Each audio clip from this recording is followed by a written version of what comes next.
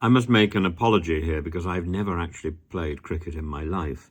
I remember once sitting in the back of a car, and the car was being driven by Fred Truman, and I had no idea who he was. I was about 10 years old or something, and Fred Truman was great friends, or was part of the family of my godmother.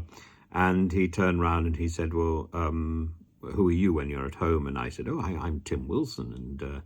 And he said, what do you do? And I said that I was still a schoolboy, and I asked him what he did, and he said, well, I used to play a bit of cricket. And I said, oh, I don't really do that. He said, have you been to Lord's? And I said, I've never been to the south of France. And he found that rather entertaining, I'm rather pleased to say, because I wasn't intending to be rude in any way, but he wasn't on my radar. And nor, frankly, is the Eton-Harrow cricket match, nor indeed the Oxford-Cambridge cricket match, both of which are now slightly in doubt. There was a decision made by the new head, Stephen Fry, and the members of the Lord's Cricket Ground, but this is now going to a vote in May, where all the various members of the MCC will get to vote. If you don't get it right first time, if you don't make the decision the first time, then you just keep voting until you get the right decision, I suppose. This is very European. But does it matter? Well, I suppose in some ways it matters. In some ways it matters.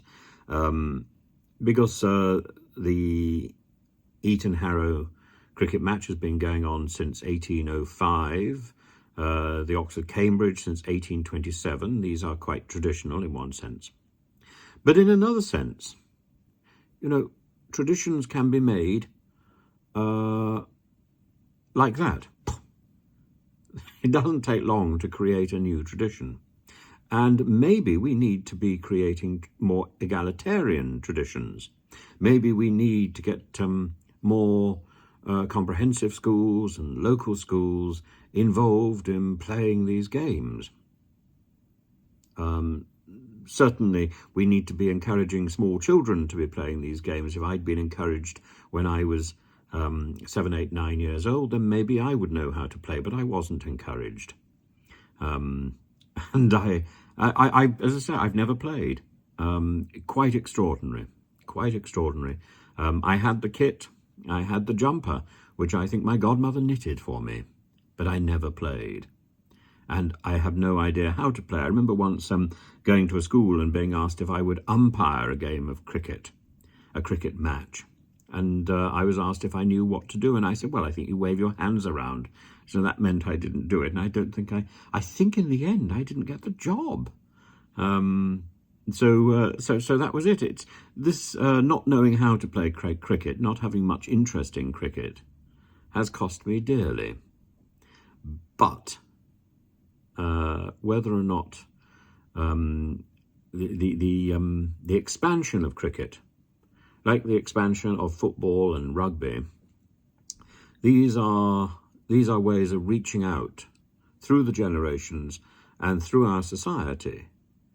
And to limit the playing of any of these games to just a small group is to do an injustice.